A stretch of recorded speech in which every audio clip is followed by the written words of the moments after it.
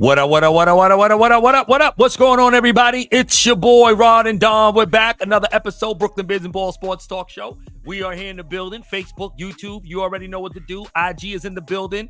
Twitter's in the house. We're looking to establish some more platforms here as we talk about sports and culture and everything pertaining to what needs to be pertained to in sports. It's my boy, Don. It's the ROD. We are in the building today. We need y'all to like. We need you to subscribe. We need you to share. So if you're on Facebook, please share, tag, bring some peoples in that know sports, that love sports, that want to debate with us, talk with us, share their views on sports. You know what I'm saying? Me and Don, we here for the smoke. Bunch of New Yorkers, you know what I'm saying? We don't mind the smoke. We'll take it. You know what I'm saying? And then on the YouTube side of the house, y'all, listen, hit that little subscribe button. We need you to hit the little notification button, get all the reels, get all the updates, get the shows when we go live. And then not only that, you'll hit all the discussions and everything else we got going on the YouTube platform. So your subscription is greatly appreciated. We thank you guys much. And listen, football season has officially come to a close as of last week, as we know. Of course, we'll be still talking some NFL throughout the course of the spring and summer. You know, we're going to have free agents and we're going to have trades and different things, not trade. Well, free agents rather. I'm sorry, excuse me. Then of course we got the draft and different things like that. And the NFL always stays busy because you know they king. They're gonna make sure that they stay in the news somehow, some way, of course. And then of course the Dallas Cowboys will always provide context for us to have stuff to talk about, of course. So you know how that goes. But nevertheless, it's NBA time, man, and that's what we're gonna talk about today. We're gonna get into a little bit of NBA and talk about it. The NBA All-Star Weekend. What's your thoughts on it, man? We about to get into it because, yeah, it was another interesting weekend, and Don and I are going to break it down, man. But, D, what's good with you, man? Oh, man, it's all good. As you said, NBA is in front of us. We got a lot of stuff to discuss, just the whole All-Star Weekend. What were our thoughts? Right. Also, LeBron James, his ability to accept accolades if he's good at that, or if he just doesn't think about his future. He doesn't give his future much thought these days. But man, without further ado, let's get into it.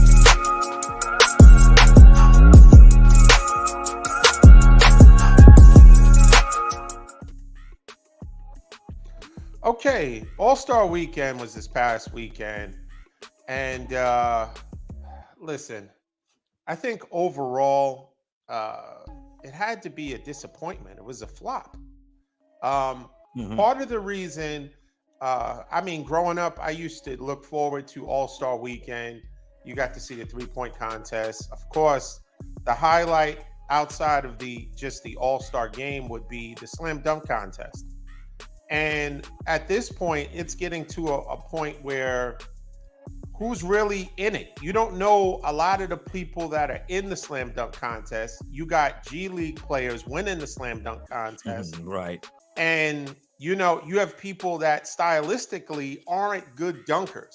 Jaylen Brown was the biggest name that was in the slam dunk contest, but he's a power dunker. He's not someone, when you think of creative ways, you think power, right? You think he has some spring, right? He got hops, but nothing that's going to impress you. He did try to do a D Brown dunk, but he was looking the whole time. And at the last, once he landed, he put his hand over his eyes. I'm like, what are you doing? And so there's no creativity whatsoever. That was bad. I think, as it's been mentioned so many times, I think the biggest downfall to the slam dunk contest is the fact that the superstars are not investing in that. They're not investing, whether they're trying to protect their brand by, competing in a slam dunk contest and potentially losing. So they don't take that risk. I think a lot of them are just happy enough to be all-stars and all that comes with that. Because in a lot of ways, it's a popularity contest, right? Yeah, I agree. So I think they're good with that they're, named amongst the best players in the league at any given time. But as far as three-point contest now, out of all of the events, skills, challenge, they tried to spice it up. That was terrible. Anthony Edwards was shooting with his left hand. You saw that there was they didn't value not only the people that were in person, but the millions of people that were watching, on TV. They didn't value the product that they were putting out. I think the 3-point contest was impressive overall. It was something good to look at. It was competitive, but at the end of the day, that was it. So a whole weekend, one event that was actually worth watching, I say trash. What do you say? Trash. I agree with you. Trash. Double down on the trash. That's a hefty liner, trash bag with the drawstring to it. You know what I'm saying? And yeah, put it out on the curbside on Thursday to be picked up. That's what the whole NBA All-Star weekend outside of the 3-point contest, it should be just done away with. Everything is trash. Everything. And the truth is, this is what happens when the players run the league, and please don't misconstrue what I'm saying. Anybody out there, all right? You know what I'm saying? I'm not saying that, oh man, it's the inmates are running. The inmates are running the asylum now, as the late McNair said, the owner of the Houston Texans. Not saying that, not at all. But what I am saying is that every time this happens, the NBA puts itself behind the 8 ball with the players, where they have to now create ways to motivate the players. They had to do it this year, trying to get the players to stop low managing, right? You set up this whole in-game tournament stuff. You penalize players if they're not going to make nationally televised games, if they're not legitimately hurt, and all these different things that we do, right? All why? Because the players are dictating what the landscape of the NBA is going to look like, because it's a star-driven league. It's about names, right? And that's how it's always been. Since Magic and Bird revitalized the sport back in the 80s, it was about the names, and they had to have those names. And so from Magic to Bird to Michael to LeBron, that's what you have now. And so the league needs the stars, and without the stars, the league can't survive. And so they have to come up with ways. I thought one of the biggest problems that they did with the NBA All-Star game was, why did they remove the whole thing when you had the competitive quarters? You had 3 quarters, you had competitive scoring. If it was a certain score and they had to get it, to me, that's when it was most competitive, right?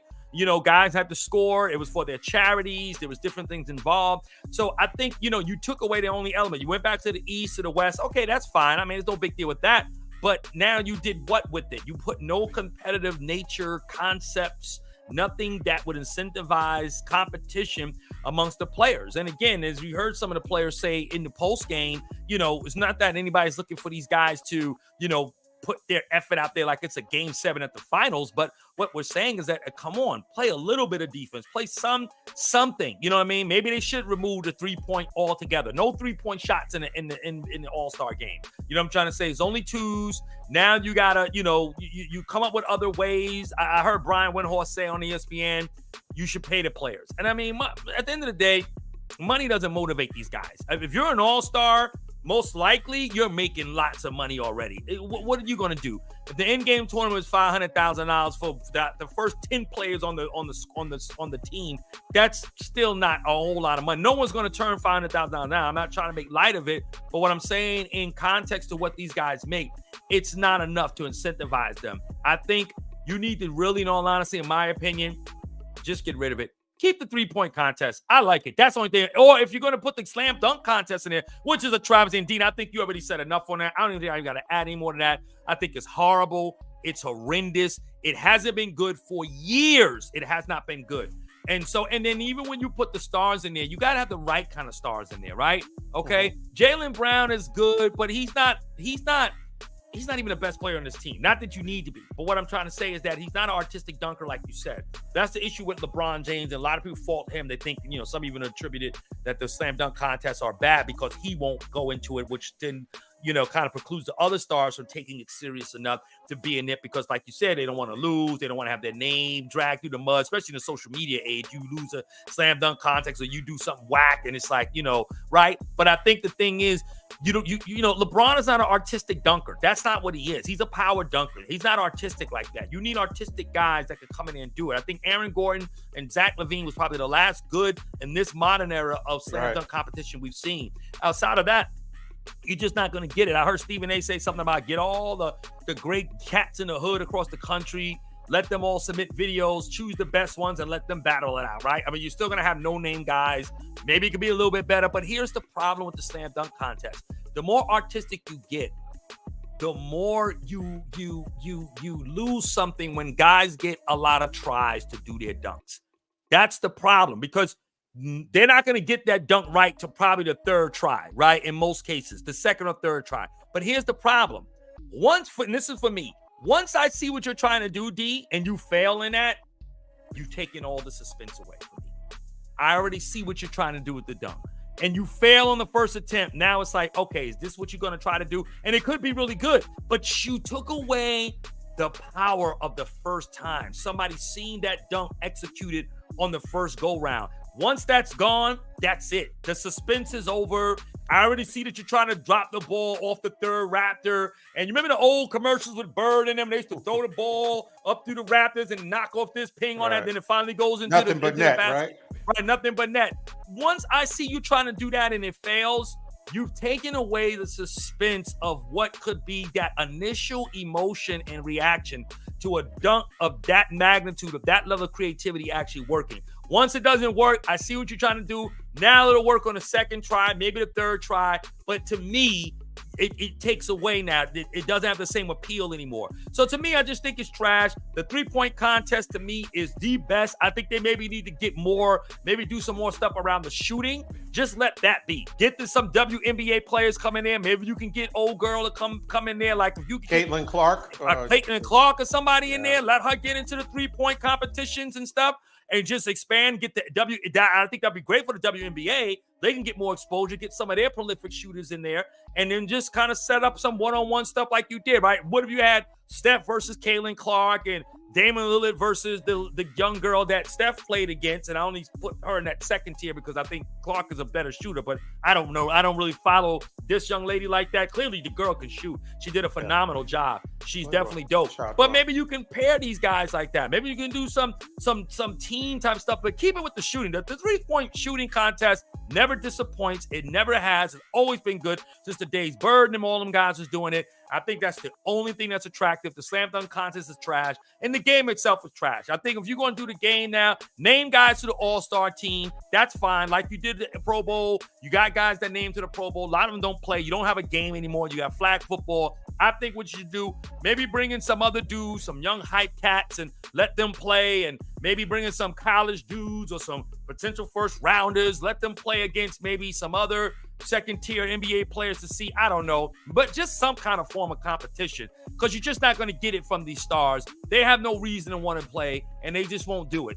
But it's unfortunate, D, and I'll say this and I'll toss it back to you, because when we were growing up, Don, and we watched these guys play, the All-Star game was competitive. There was a time when Magic and Isaiah and Bird and Michael and even in Kobe's day and the early parts of when LeBron was on the team.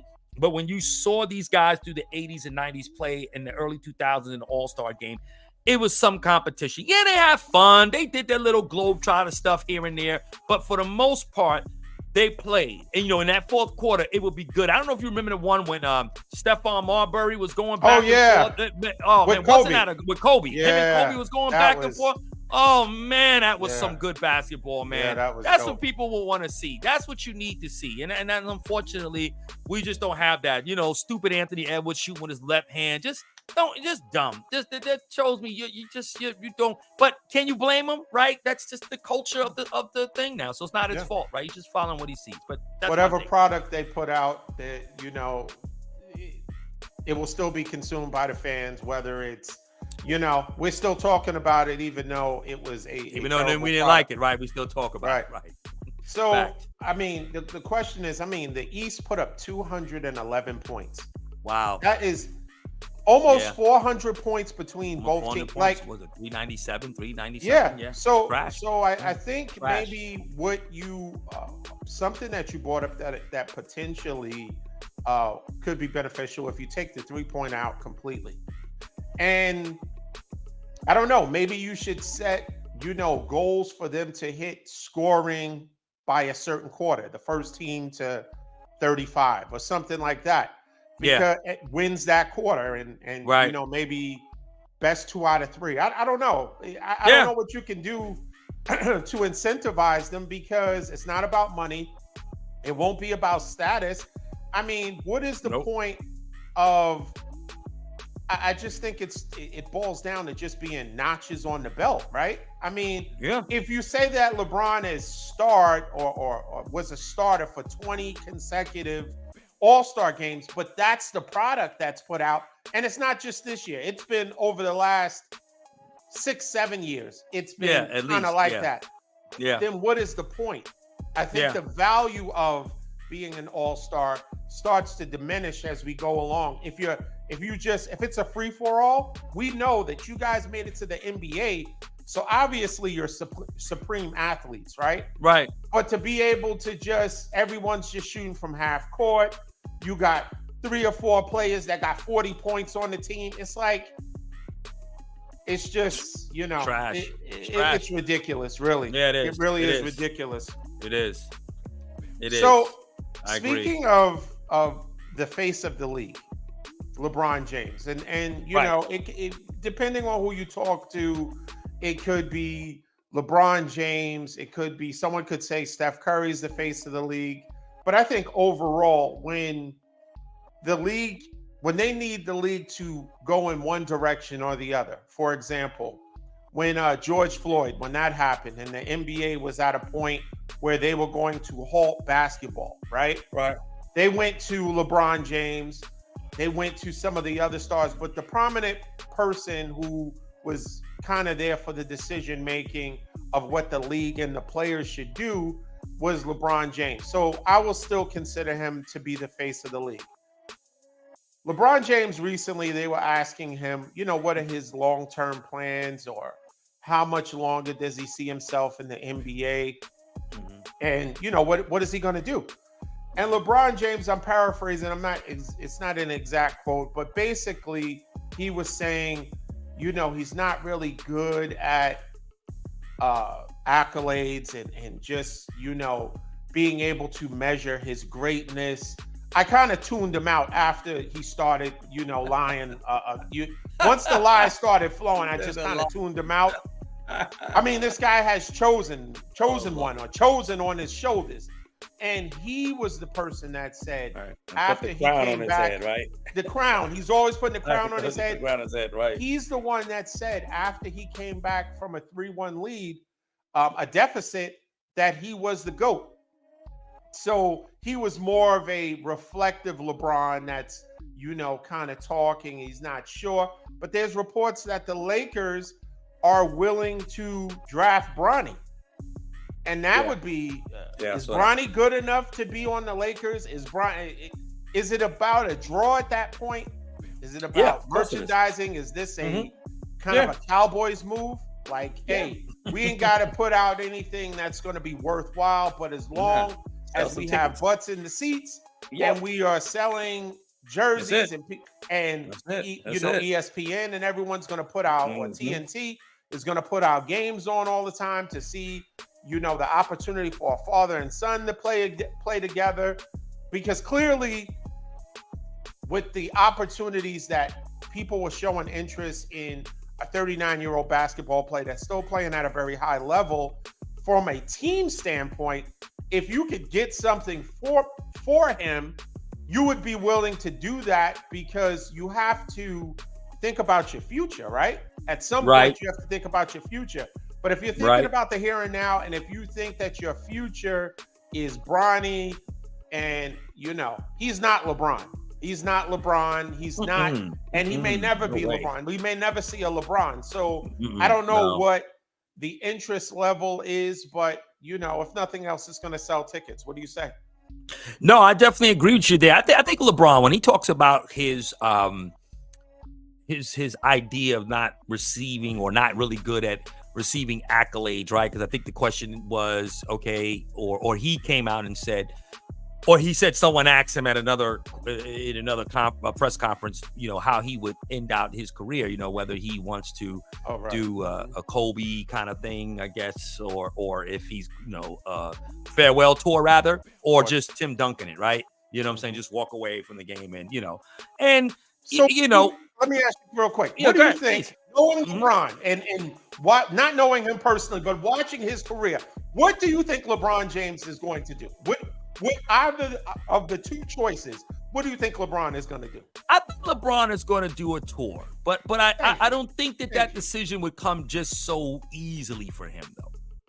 And here's why.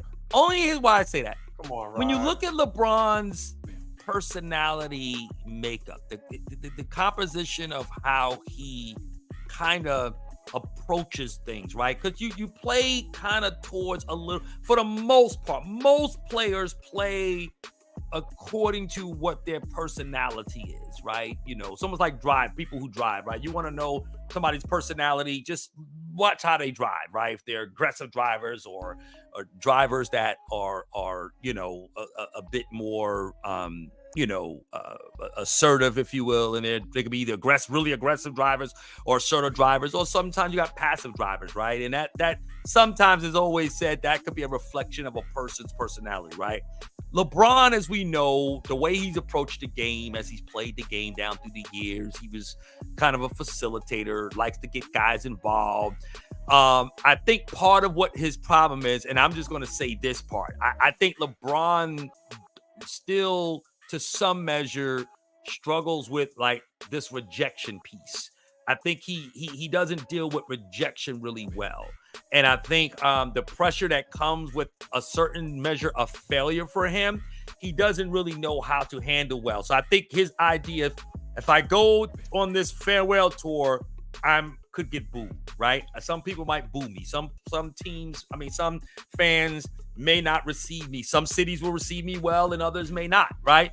And you got to be kind of okay with that to a degree, because the problem, and here is the biggest criticism, no other player, and D, you have to agree with this, there is no player on earth, okay, for the most part that we can remember in recent memory, say the last 30 years, that has received more criticism than LeBron James. And the reason for that is because of his play and his career being measured against Michael Jordan.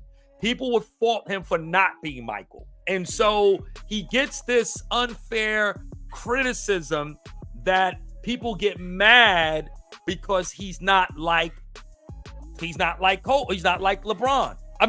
Michael. And I think to some degree, when you look at Kobe Bryant, there were a time when people didn't like Kobe, right? Thought he's arrogant. His teammates didn't like him. He didn't get along with players in the league, right? But he still had this respect. There was a certain degree of respect that he still had because he was still that dog, right? Because Jordan didn't get along with his teammates too. Very ornery, very cocky, saying he would put his teammates down as well. Didn't really care. He was all about winning, right? He wasn't about being your friend. And sometimes, though, some people may not like that, but they respect the dog in you and the greatness that you bring. LeBron's greatness was respected, but it still took a lot of hits because he wasn't that alpha dog and that person who played with that level of aggression. So therefore, he took a lot of criticism for the way he played. Although people can appreciate his game, but still, he didn't get the same love. Even in the disdain years of Kobe and Michael, they still got the level of respect. Then, as we even saw with Kobe, particularly after the Colorado incident, his image changed. He became a little bit more, accessible to the people. The public started to embrace him better. He was a little bit, he still hold his teammates to the fire. He would still scream on guys like Smush Parker and the other guys that would play on the other guy that was dating the rapper there who was shooting the threes. I forget his name now, draws a blank. But anyway, he would scream on these guys, right? But yet still you respected Kobe because he was a dog. And then he was winning, and he got 2 chips without Shaq, right? And went to 3 straight finals. So, but it wouldn't matter what LeBron did. LeBron can win 5 straight championships in a row. But if he didn't win it the way Michael did it, if he wasn't the guy to take the last shot. I just think he's going to get, and I think that's where his trepidation is as far as the world tour, is a world tour or retirement tour would go. But would you not agree that he is the most ostracized player of greatness? Like when you have to put him up there, right, with Michael and Tiger and Gretzky and other guys who are great in their sports, these other immortals, if you will. He is clearly the most ostracized out of all of them. Would you not agree with that? I wouldn't agree with that. I think, you put him up there because, to a large degree, longevity. I mean, that's the biggest. When you think of LeBron But even in before his totality, longevity, we knew, right? But even in his prime, right? Like nobody expected him to play 20 years, which clearly he has, and still playing at a high level. But even during his career, even in his prime and his days, particularly when he went to Miami, and I still think maybe a lot of fans still feel something about that. I don't know. But you as still they don't should, think even as they before, should, yeah, as they should, because we had this discussion before, and I know we've had that discussion. We've had this discussion, and it seems like in a different, you're going a different angle to get to the point that I even said on our last show. When you talk about players and you look at their total body of work, LeBron could never be Michael Jordan just because of his path. Right. He could play much longer than Michael Jordan. Of course, his numbers will totally eclipse Jordan, but from a standpoint of who he is, and I think that's the biggest deal. LeBron would, in a lot of ways, try to make friends with his enemies. He would try to be more friendly and likable. Well, that's my point. It was, but see, but you don't think he got ostracized for that and demonized for being that's him. That's his doing. That's well, right. But I'm saying, so. Well, because right, but I mean, you can't in one instance claim to be the best player and a dominant player, but yet you want to be friendly with people so that it's a little disarming. You don't want them to give you, maybe to a degree, their best effort. You want to be free. You want to go on vacation with them. There has to be a distinction for greatness. And that's what I think. Those great players, when we talk greats, as you have that hierarchy of 10 different levels, he's going to be great only because his body of work, what he was able to accomplish in large part by longevity. People on in those different eras, they don't fear LeBron. They never have feared LeBron. He can dominate and still not be feared, right? Right. I agree.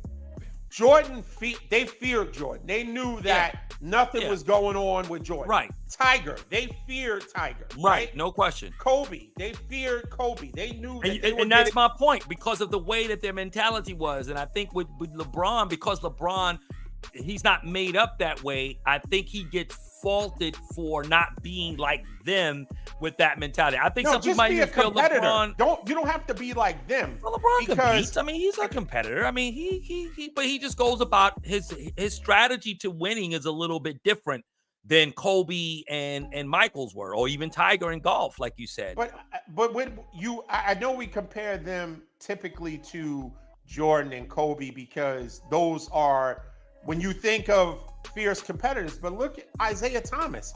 I mean, it comes in different packages. If you're a fierce competitor, you're a fierce competitor. Magic Johnson, as much as they say LeBron is more like Magic than he is like Jordan, Magic Johnson was still about winning. I'll smile, but I'm going to annihilate you on the court. Yeah, but his personality was still a little different. Like, in other words, Magic he wasn't as aloof at times the way Michael and Kobe were. Like, Magic had to smile. He in great shape. He's at the parties. He's out and about. Like, when you think of Kobe, you think of him in a gym, right? Kobe, you don't ever see Kobe at the parties. And Kobe is not just out and about during that time. And Michael, we still don't know where Michael is, right?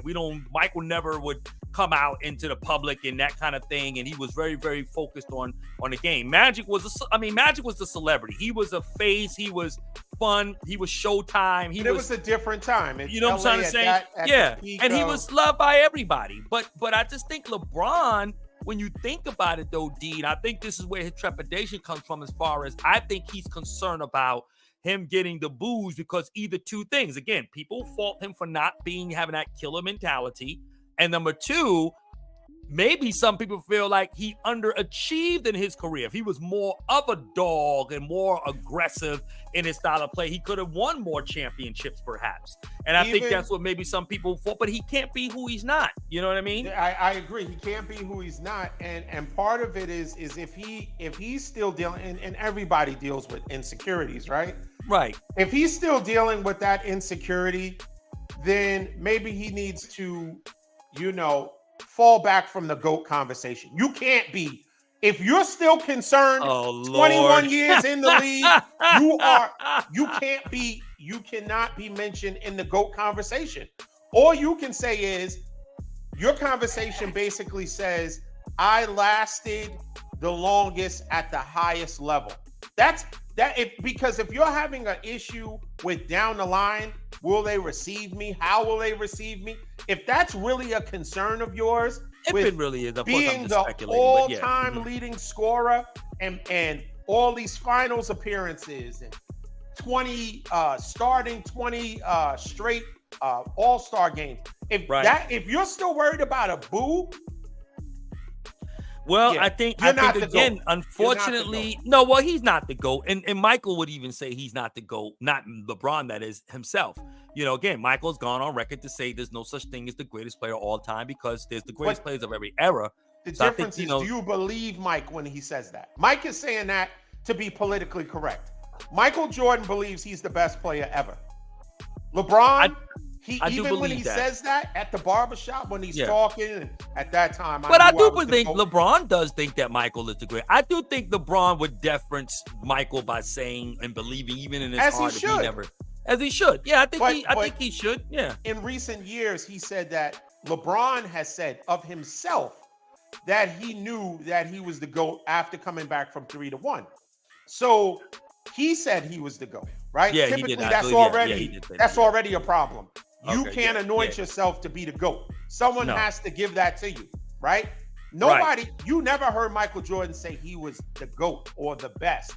Other players, Larry Bird, Magic Johnson, they were saying he was, this celestial being in Nikes, right?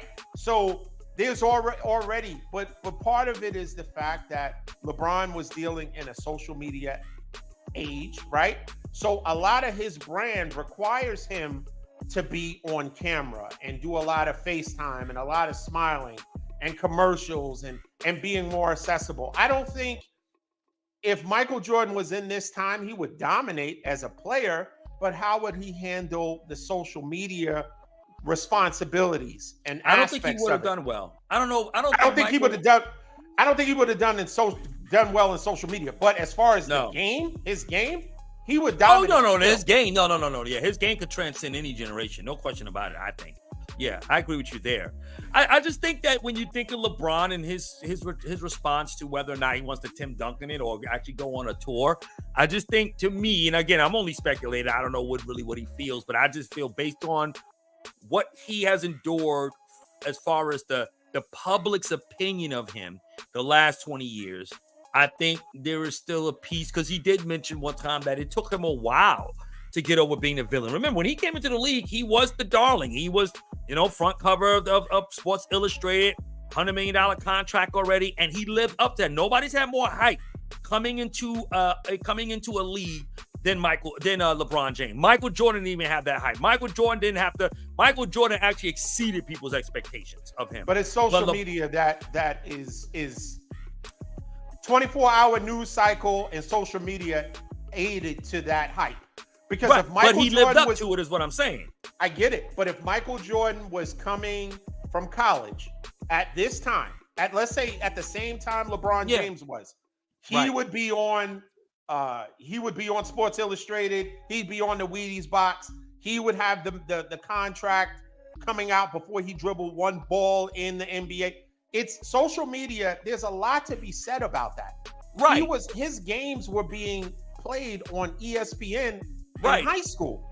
But that only goes to show you the level of pressure that LeBron was handling even as a 19-year-old, and still manage to meet that expectation everybody had. Absolutely. You know what I'm saying? So and so when you factor all of that in and what he had to do, and then when he went to Miami, he becomes the villain now, right? Now, all of a sudden, you were the darling of the NBA, 22 years old. You lead practically a G League squad to the finals in the Cleveland in the first go round. In the weak East, in a weak let's East. frame Well, it. I mean, the no, East but was nothing.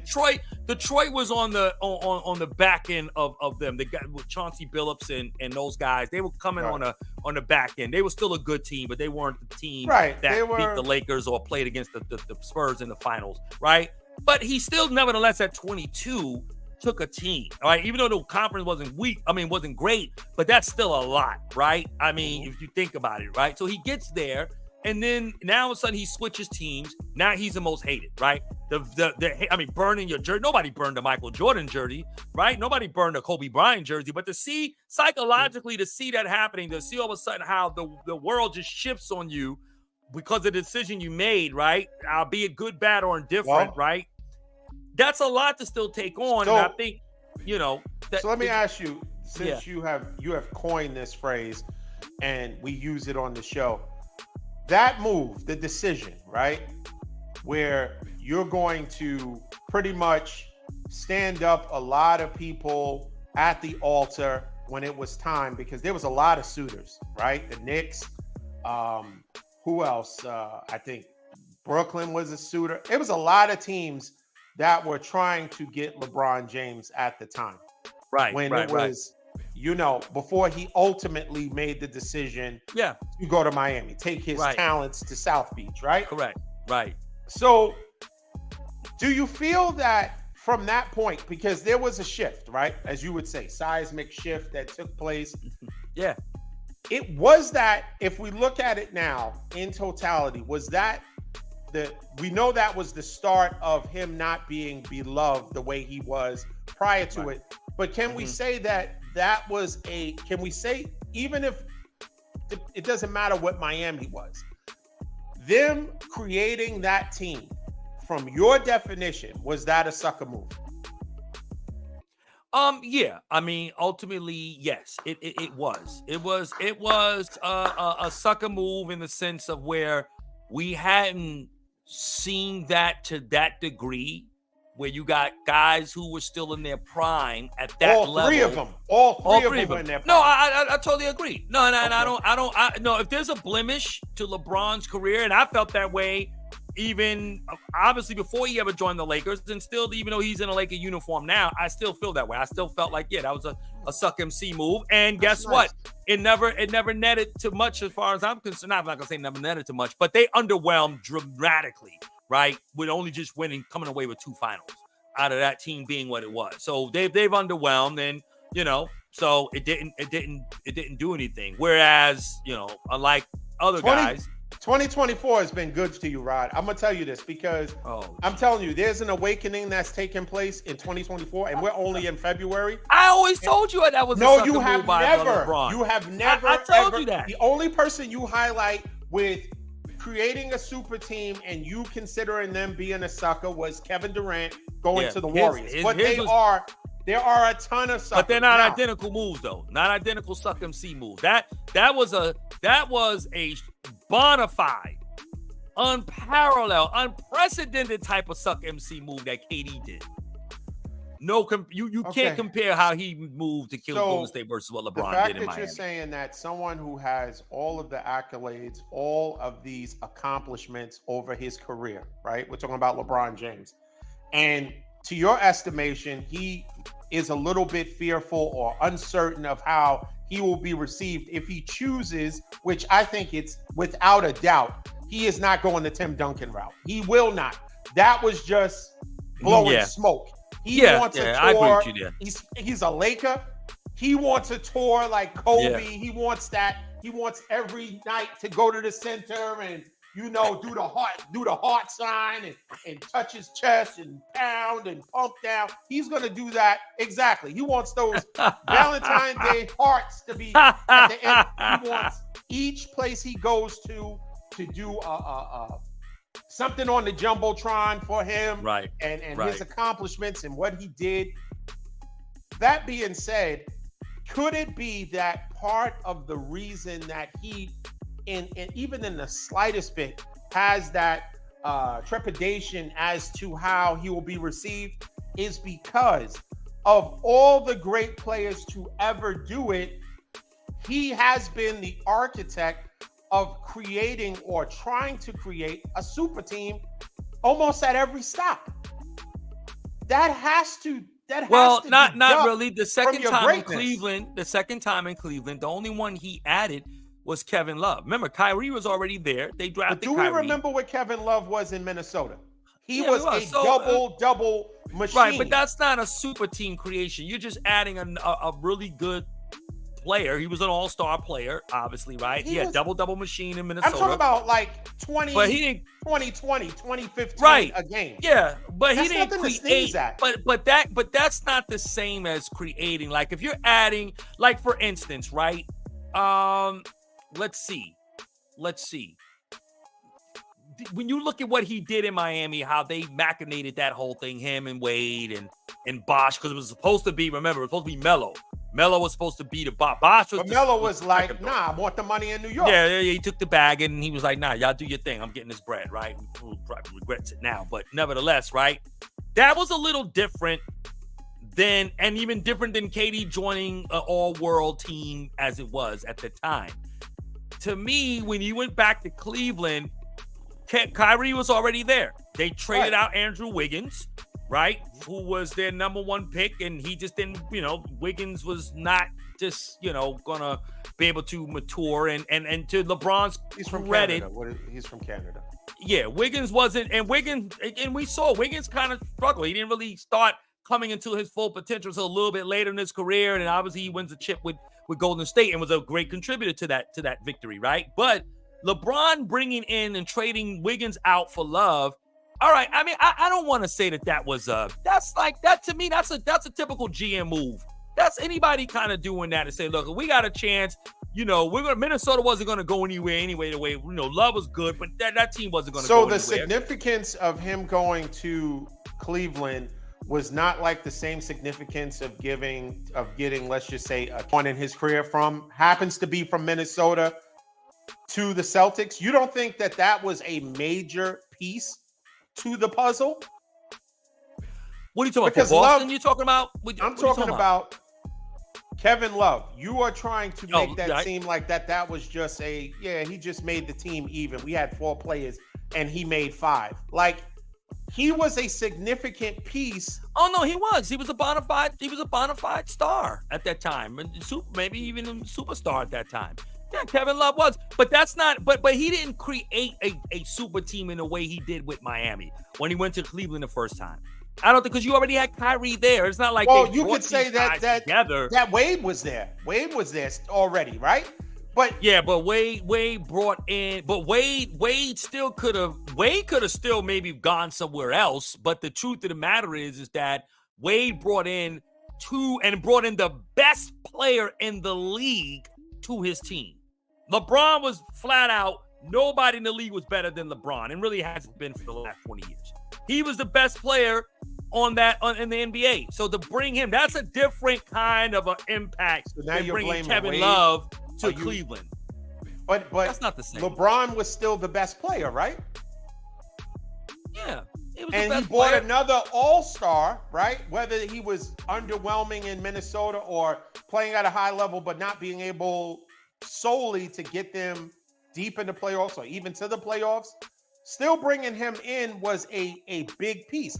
Now, so you already talked about Miami, right? You talked about the Miami move, not 4, not 5, not 6.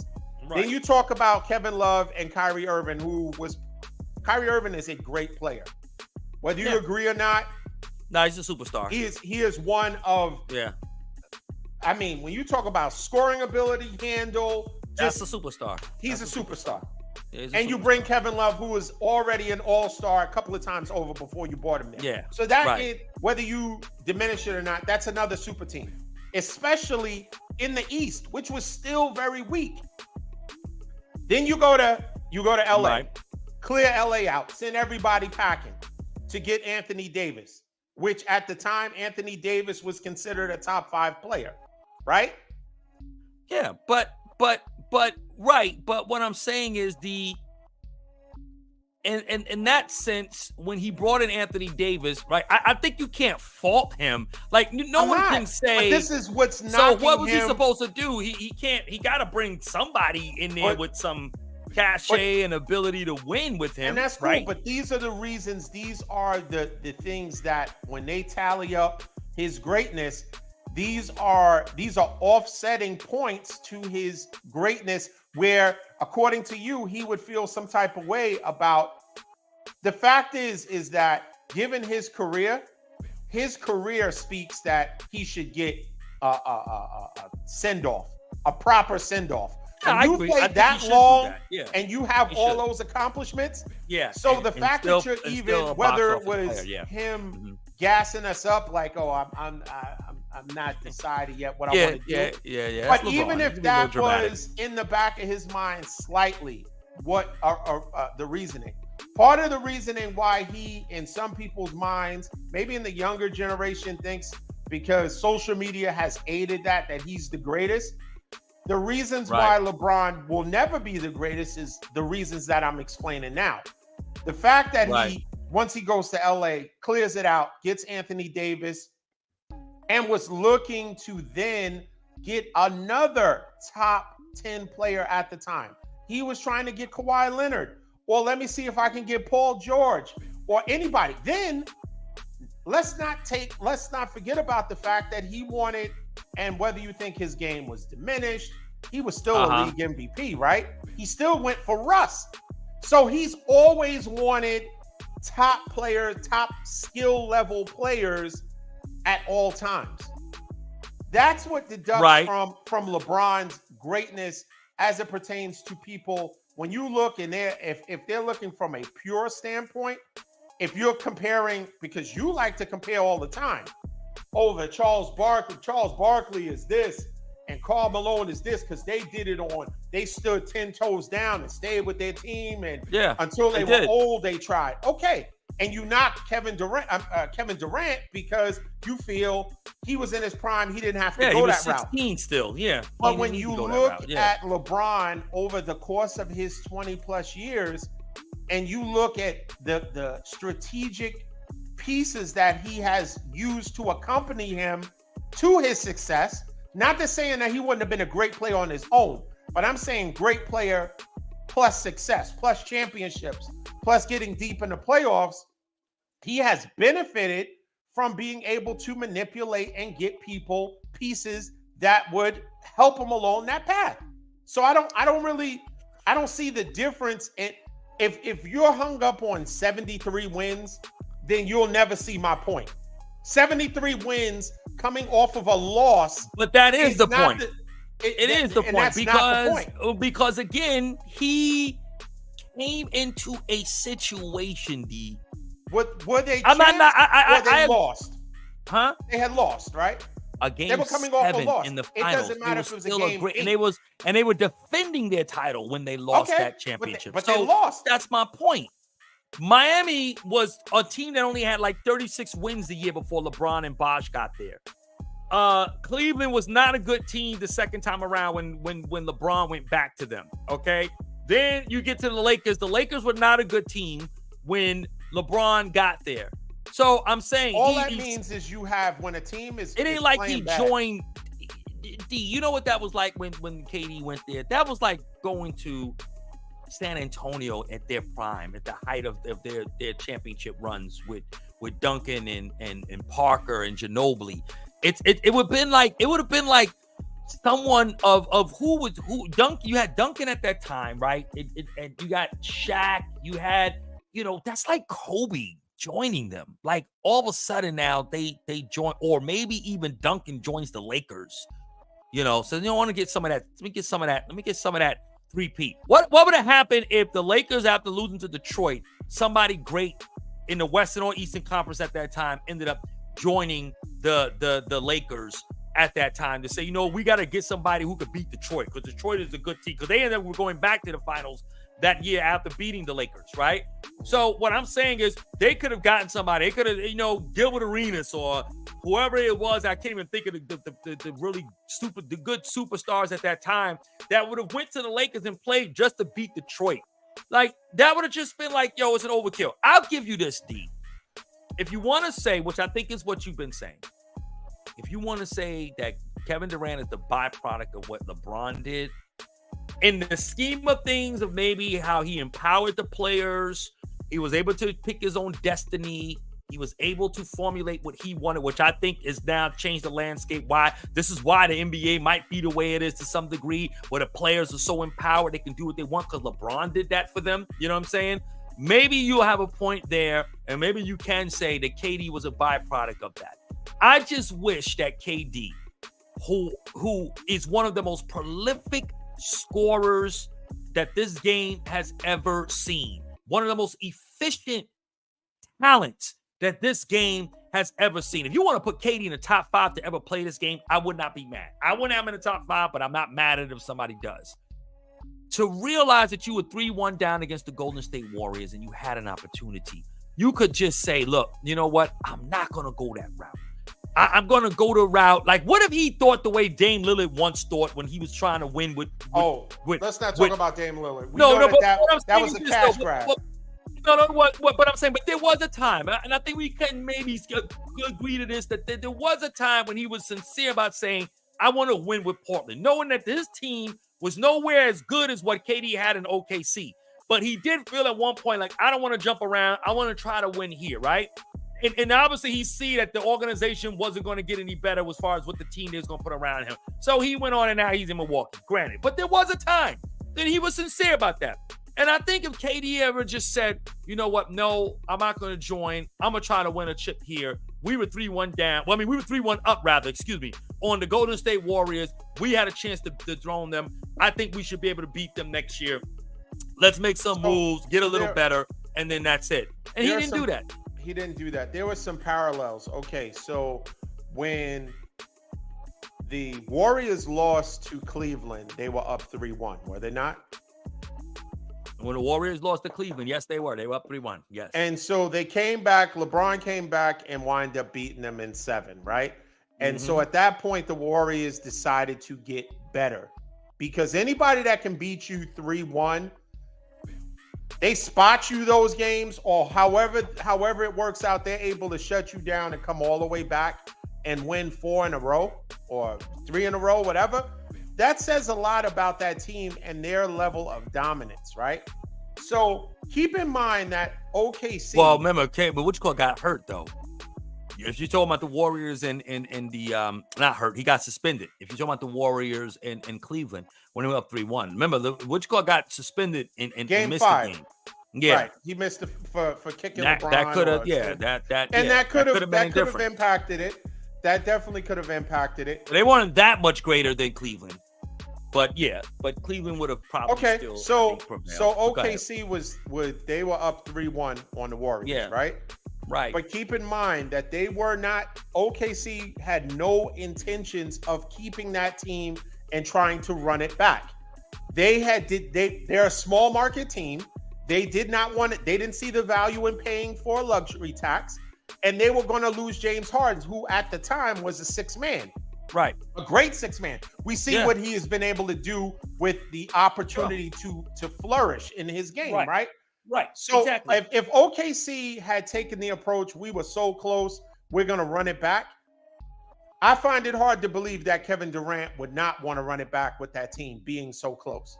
But if you losing James Harden, that 6th man who was averaging, I think, something like 19 points off the bench or whatever, like a great person to run the second offense. Sure. You're losing that, and now you're and maybe there was some dissension with him and Westbrook, because Westbrook could not accept the fact that he was going to be Robin to Kevin Durant's Batman. He took as many shots as Kevin Durant, but his efficiency was not even close. Kevin Durant has always proven throughout his career that his efficiency is through the roof. He can score points on very few shots. He can get 50 points on 10 shots. Right, something ridiculous. Right, exactly. That being said, I think they had a growing pains. They were getting to the point where I think he outgrew OKC and what they were willing to do. Very similar to LeBron. Small market team that, and of course, he had a longer runway, right? But a small market team that no matter what, they couldn't put the pieces around him to elevate his team to greatness. I think it's very similar plights. I think it was time as a free agent. He didn't force his way out. He didn't put up cryptic he didn't. No. He was. He didn't do what Harden did. Right, exactly. No, he didn't force his way out. Right, gain 75 pounds and decided he did it when he became a free agent. He made the decision. The Warriors, who just lost, who I guess in their mind realized that they could not beat the dominance of LeBron at the time, beckoned him. Yes. You argue that he didn't have to take it, but there's a lot of things that didn't have to. He could have found another way. He could have built his own team to some measure. No. But at this point, how many years was he in the league? You're expecting players. KD wasn't, but KD was. But there was no. He was in the league. I don't know what, maybe about 8 years up until that point. Maybe I guess that's a long time. That's a long time, but he still wasn't even.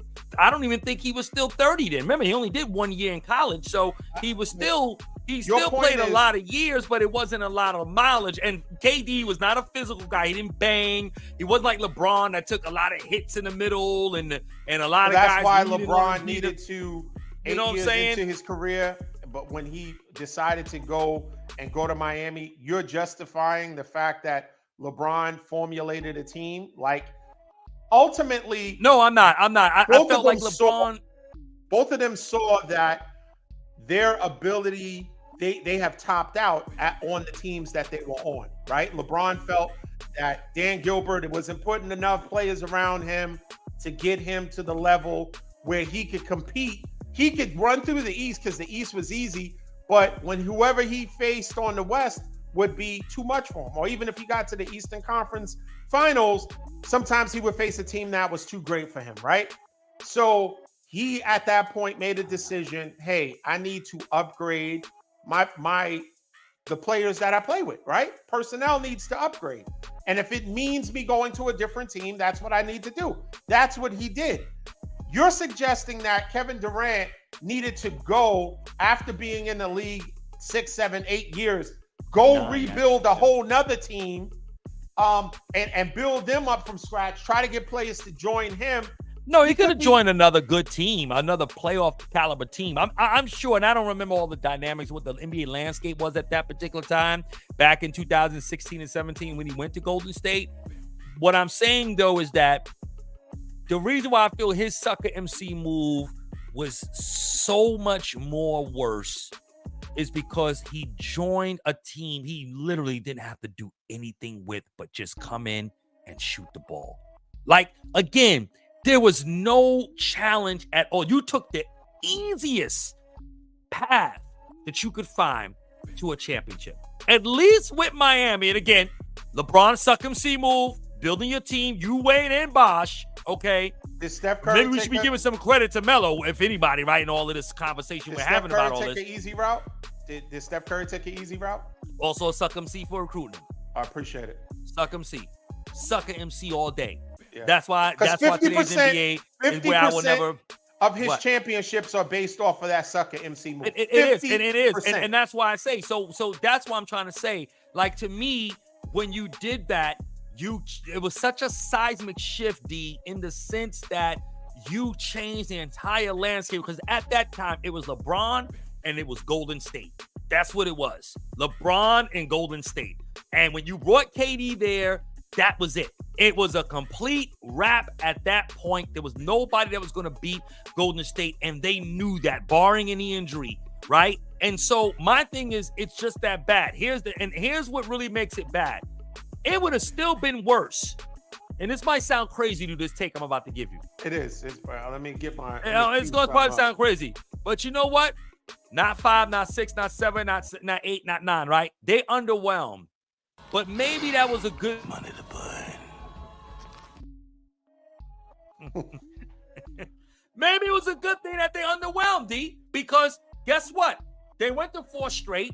They only won 2, which means to go to show you that maybe that team was not as great as everybody thought they would be. Sound basketball and very good players like Duncan and Parker and Ginobili still was able to beat them. Dallas, a young team, was able to beat them. A team that had no championship pedigree at all, right? But they had a good enough combination of it boiled down to they had enough grit. Right. They had enough veteran leadership. Dirk was a superstar, right? You're making my point. It just goes to show you. No. It goes to show you that you didn't need a super team to win, right? But KD needed one. But then that's my point. No, but KD and Steph needed one. LeBron needed one. Because did LeBron have a championship prior to going to Miami? According to you, no, he did not. I think he even said he learned how to win once he went to Miami. Yeah, he did.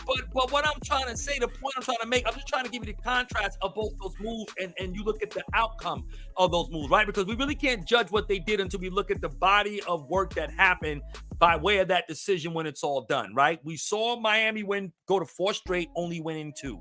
And they lost to a Dallas team that wasn't even a dynasty or anything.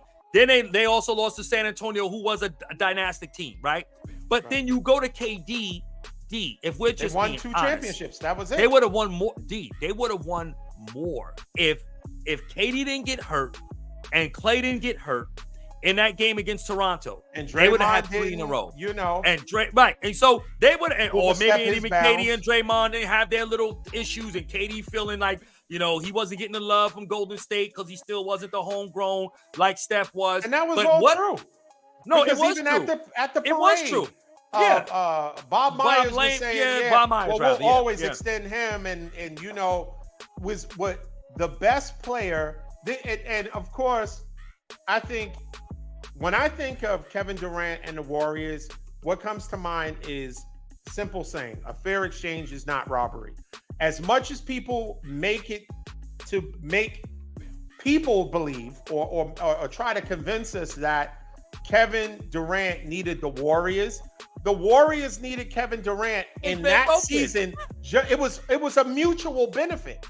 Yeah, Steph Curry is behind the scenes. Yes, he got one after and he got one before, but you have to look at how he got his before. Right, but at the end of the day, no matter how mutually beneficial it was for both parties, you cannot negate the fact of, by default, the dominance that came with that. You see what I'm saying? Miami technically was not a dominant team. If you think about it, in the 4 years that LeBron was there, they weren't, but and how do we know? Again, the body of work. What does the results show us? You still lost 2 finals. You still lost 2 finals. You went to the finals 4 times, but 4 times in a row, but you still came up short, just like against Cleveland. The second time around, he went to 4 straight finals in Cleveland and only came up once with a win. That was it. Still lost 3 times to Golden State. And he probably would have overtaken Golden State if KD wasn't there, because again, all I'm saying, D, is when you look at the dominance of what that decision did for KD and the Golden State Warriors, it made them unstoppable. Nobody was going to beat that team unless they resurrected or reincarnated a Michael Jordan from the early 90s and got him in there. That's the only way. There was no other way they was going to be able to beat that team. So yes, they learned and they benefited, and it was a fair exchange, and they all grew and developed, and everybody came into some revelation of who they were as people and players. That's all great and good, but at the end of the day, that dominance still existed. And that's the difference between what you had in Miami versus what you saw in Golden State. And they would have clearly won 3 in a row if they didn't get hurt in that Toronto series. So all I'm saying is that who really benefited from their move when it's all said and done in terms of the dominance? Because LeBron still couldn't dominate the way they thought. 5, not 6, not 7, not 8. Came nowhere close to them numbers. Because they just weren't, because again, there was still more they had to do and learn, whereas all KD had to do was, here's your number, put that on. Just be over there in that corner, and we'll get you the ball. And that's all. There was nothing he had to do. He did nothing. He didn't break a sweat in those games, D. Them 3 years he was there, KD didn't break. I bet you he didn't even shower after those games. Never had to shower. He didn't do anything, bro. What was he going to do? He had to do nothing. He walked out on the court, give me the ball, I'm going to shoot. It's just, we out here. Is this a game? Oh, I thought we still practicing. Okay, it's a game. Oh, you got me. Okay. That's it. What are you going to do? Who's going to stop you? You got the greatest shooter of all time ever that's standing 10 feet away from you. Who's going to stop that? And then you got another great shooter of all time with Klay Thompson. Who's going to stop that dude? There's no way you can't beat that team. There was no way they were going to lose. No way, D. Miami had stuff to figure out. They weren't there yet. Their chemistry wasn't there yet. Still out there, LeBron not knowing who he was, deferring, and Kate and him and Wade trying, look, this is your team. No, it's you're the guy here. You're the homegrown. Like, come on, man. By the time they figured it out, it's like, all right, it's over. Forget it. It's all done. We're done. You know what I'm saying? So it didn't. They came up short, and as great as that was, they came up short. So yes, LeBron sucker MC move. But the sucker MCist move of all was what KD did, because it was the path of least resistance, and he did nothing. And that was it. And it was nothing. Nobody's going to beat them. So no Steph Curry hiding. Steph Curry too. No. Steph. Because he benefited from it too. He benefited from that. Yeah, the reason why, because I look at KD as the guy who could have said no, but I just think KD. How about if Steph said no? How about if Steph said no? Because they were up 3-1, right? Yeah. And the Warriors already were they had no problem spending and going into the luxury tax. So out of the two teams, staying with OKC, who is a small market and was like, nah, we're not keeping all of you guys, or the Warriors, who they have already proven they have a track record that they would pay the luxury tax, they were up 3-1. So why didn't Steph Curry say, you know what? We were good enough to beat. We were up 3-1. Fair point. Let's just run it back. Fair point. I agree. That's a great take. Barnes, that's a great take. Will Harrison Barnes, you stay with us. We're good enough to beat them. We don't need Kevin Durant. So don't let him off the hook. That's all I'm saying. No, I won't. No, you make a fair point. You said that in the last episode, last segment we did on this. You're right. And so he's a sucker MC. They're a sucker MC. That's it. So Steph, KD, suck MCs preparing. It's the facts. You made an argument. I have to concede with some facts. And I can only concede to logic and facts. And your argument brought forth both. There's facts and logic to what your argument was as far as Steph orchestrating something as well. He was just as responsible for KD. He wasn't out front. He's smart enough not to be out front as a Well, he wasn't going to be out front because KD was the better player. Like KD, if I had to pick KD or Steph. With trying to recruit him. I think he was on that trip. Oh, yeah. But you only hear about Draymond Green, which is the third best player on the team. At the time, he was the fourth best player. So you put the fourth best player out to be the main recruiter of Kevin Durant, but really Steph Curry, that's his team. So no doubt. He agreed that. Yeah, he's like, yes, let's go. And I'm let's sure go out to Long Island and try to make this happen. Let's get on this jet and try to get him to come. Well, listen, when you get a chance, I'm gonna try to watch it later today if I can, or tomorrow, or because there's been a lot of talk about KD going into depth about his journey on his show, on his podcast. Yeah. I don't know if you had a chance to see it, so I'm gonna check it out. It's, maybe he, right? The boardroom. That's it, the boardroom. Yeah. Boardroom. Yeah. I'm gonna check it out. And I'm waiting for him to say I made a suck MC move. Me and Steph were suckers for teaming up. So I'm wondering if he said that or not. He won't say that. But I'm gonna watch it. I just want to get a little understanding. Yeah. He made a good business decision for himself. So yeah, man. In any case, man, we'll see what happens with this. The season is still young. Shout outs to the Bucks, who are spiraling in the wrong direction. Yep. I saw a funny meme about Dame Lillard won the 3-point contest and won the All-Star MVP, and they say, well, Doc Rivers is looking at him like, yo, where's this shooting in the regular season, right? But we'll see. The Bucks. Yeah, because he's been in a slump. I mean, and that's nothing to do with Doc Rivers. He's been in a slump. He hasn't played well.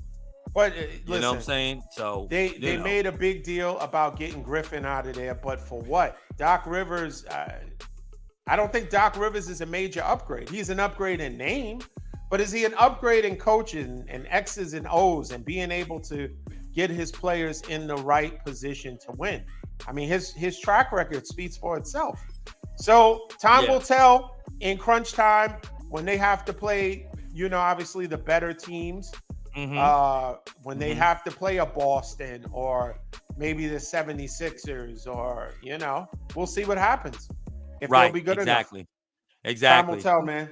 Nah, time will tell. Time will tell. I agree. But in any case, man, shout outs to Kingdom Creative for the production. Appreciate it. Shout outs to Infinite Audio for the music. Once again, everyone, please like, share, subscribe to our Facebook, YouTube. Oh, Donald, I'm sorry to cut you off, and then we'll talk about it next segment. We didn't talk about your coach being fired. I want to get your thoughts on that. Oh, okay, real quick. Jock Vaughn needed to go. And let me tell you why. Okay. It is not the coach. They promoted Kevin Ollie or whatever. Yeah, Ollie. It's not the coach. It's the organization. The ownership of the Brooklyn Nets, who I'm a fan of, is terrible. And that's why everybody voted in 24 hours. Everyone got out of there. All they needed Jock Vaughn to do was to steer the ship through that turbulence. And when it got on the other side, right, off with your head. It's not on Jock Vaughn, right? If you take a team that had those potential players, you're dealing with Ben Simmons' injury. What did you expect them to really do? You didn't make any major moves as in free agency, right? You have these picks that you got 17 second-round picks and all this stuff. So you're stockpiling these picks. You're thinking, oh, they're going to make a major move and make a major splash.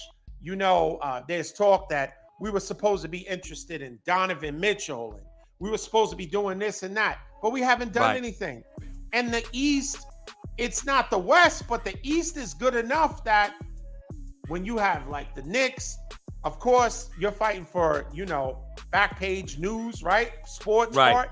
The Knicks are playing at a high level, and they have, star to superstar or potential stars in the making on their team that have been playing at a high level.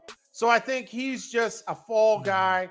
I don't think Ali is going to do anything great because personnel matters.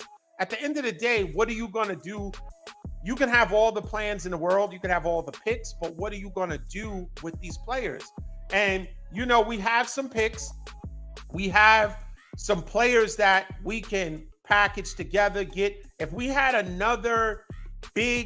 superstar on that team, I think we could make some noise in the East. I think we could play well. But the fact is, Mikal Bridges, as much as I like him, he's not at the echelon where you would expect him to carry the team.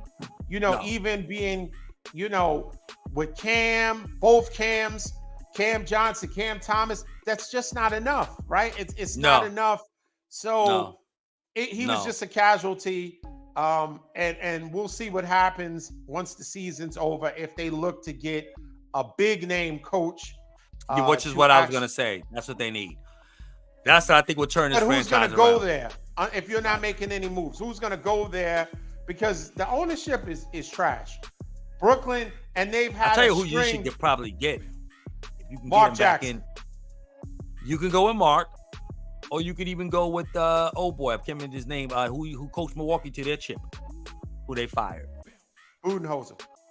Budenholzer plays. He's good defensively, and I think he would be able to turn that team. He can turn that team around. I think you need a coach a big name coach who can bring in the right guys, develop the kind of culture you need, which it should start with defense, and knows what to do with the picks, like you said. And I'm gonna be honest with you. I'm not saying Jock Vaughn was all world. I'm not saying he's a Tyronn Lue, let's say, right? But I am saying that he got a bad rap. I still think this team is still feeling the effects, and it's taking time for them to recover from what Kyrie and KD did to that team. They destroyed that team. And Kyrie Harden. and KD, the team got gutted. And Harden too. Yeah. And Ben Simmons' injury. Ben Simmons is I don't even want to say. I was going to say something. Lord, thank you. I just think it's bad, D. It's really sad that what this dude is doing to this team as well. And again, holding him hostage. He's holding him hostage. He's holding him hostage, and it was a bad contract that the Sixers gave him that obviously the Nets is holding bag now. And this guy will never this guy will. I don't think he'll. I mean, he'll play again, but he'll never be anything more than what he is at this very moment. He'll never. I don't even think he'll play as good as he is right now. His best days are probably behind him. Those all-star appearances and how he started off. Those days are behind him. Yeah, because he's still getting a check. Still clearing, and he's sitting on the bench with LV on. Like, so what's the incentive? Yeah. We talked about incentivizing players in the All-Star. There's no incentive. His check, he's still getting, I think he has 2 years left on his contract. I think so. He's getting $37 million this year, man. Jesus. Yeah. That's just crazy. But I think that's what the Nets need, though. You get the right coach in there for next year. See what you want to do. You gotta get a free agent or make a trade if you can. Get something, but it's only going to be with the coach, though. You got to get the right coach in there because nobody's going to come to a team with a coach. No one's playing for Kevin Ollie. You know what I'm saying? Like, that's not nobody. Unless something happens in the second half of this year where the Nets really just go on a nice little run and it look like they got a little something in and get some wins and maybe even get into maybe a little play-in or maybe whatever happens, then maybe you might say, okay, Kevin Ollie, he might be bringing something in there. You know what I'm trying to say? And maybe guys can play. But if y'all stay the way y'all are and still not winning, nobody's going to play for Kevin Ollie. You got to bring a Budenholzer or like a Mark Jackson even. Somebody like that. You got to get a guy who's got head coach experience. And I just feel like, this team messed up. And you really can't blame Sean Marks. I'll say this last thing and then we can go deep. But you can respond to it. I don't think it's Sean Marks' fault. It's Joe Tsai. That's who it is. It's Joe Tsai. Tsai is your what? That's your owner, right? He owns the team. But, I mean, he did what I think anybody wanted to do in terms of trying to make a splash in a big market, right? Even though they're the little brothers to the Knicks, but if you're really concerned with the fan base, you don't trade Kevin Durant away. You say, no, you're going to play this out, and we're going to see. We'll try to get pieces around you. He still had years on his contract. Yeah. You gutted the team overnight, and then you're expecting the coach to work a miracle. Right. Kevin Durant, I totally agree with that. You think Kevin Durant you say he just wants to shoot. He just wants to hoop. You think he was going to sit out or pout or be at the end of the bench drinking red wine like LeBron? No, he would have played ball. He would have played his contract out. And so you play. He would have, but I don't know. It might have been something more there where he held them to the fire in some way to make it difficult for them not trade him. You know what I mean? I don't know. Something happened in them discussions with Durant maybe Durant said that, look, I love the ball, but you know what though? In this case here, I'm not gonna ball. I'm gonna do what my man Harden did and when he was in Houston, and that's how this is gonna go down. So either you trade me or you know what? I'm gonna be them. You thought Kyrie was a headache for you? I'm gonna be a headache for you. I want out. You know what I'm saying? I don't know. It's just, it was, but I agree with you. Tsai could have took a stand and kept Durant there and said, we're going to build around you, right? You still got a great superstar there. You can make that work out. I don't know if they did enough to convince Kevin Durant to make him stay, and he still got his way out. And then somebody said, hey, look, take the picks, rebuild. Let's just do what we got to do. You know what I'm trying to say? They already got picks from Kyrie. They could have maybe, I don't know. Well, it's all spilled. Basketball picks are trash to me, though. I'll be honest with you. Yeah. It's not like NFL pick. You know what I mean? Because nobody's turning out like that in the NBA. I mean, guys are good, but no one wants to wait, right? And I'm not waiting for a second rounder to develop in 3-4 years. I don't have that kind of time. You know what I'm saying? Let somebody else do that.